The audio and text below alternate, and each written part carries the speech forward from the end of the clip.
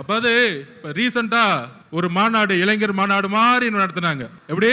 இளைஞர் மாநாடு மாதிரி. அங்க ஆனா இளைஞர்களே இருக்க மாட்டாங்க. ஆனா அங்க ஒரு இளைஞர் இருக்காரு. அவங்க அப்பா பையன், அவங்க 2 இளைஞர்கள் தான் தமிழ்நாட்டுல. அந்த இளைஞர்கள் சொல்றாங்க, மாநாடு போட்டு இளம் பெரியாராம். யாருப்பா இளம் பெரியாரு? பெரியாரோட வரலாறு தெரியுமா? பெரியார்னு ஸ்பெல்லிங் படிக்க தெரியுமா உனக்கு? மழையில படிக்க கொடுத்தா? இதே ஈரோட்டில் மண்ணில் எத்தனை சொற்பொழிவுகள், எத்தனை மாநாடு, எத்தனை உழைப்பு, 70 வருட உழைப்பு. அந்த 70 வருட உழைப்பை சிதைக்கிற மாதிரி இளம் பெரியார்னு சொல்றீங்களே உங்க மகனுக்கு, இதுவா ஆட்சி?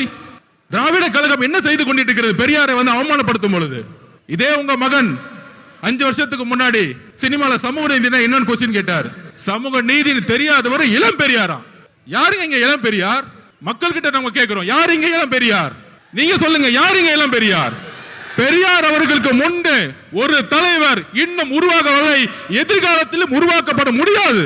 இதுதான் தமிழக வெற்றி கழகத்தினுடைய மரியாதை. பெரியார் அவர்களுக்கு இங்க ஒரே பெரியார், இங்க ஒரே அம்பேத்கர், இங்க ஒரே காமராஜர், ஒரே தீரன் சின்னமலை, ஒரே பொல்லாதவர்கள்.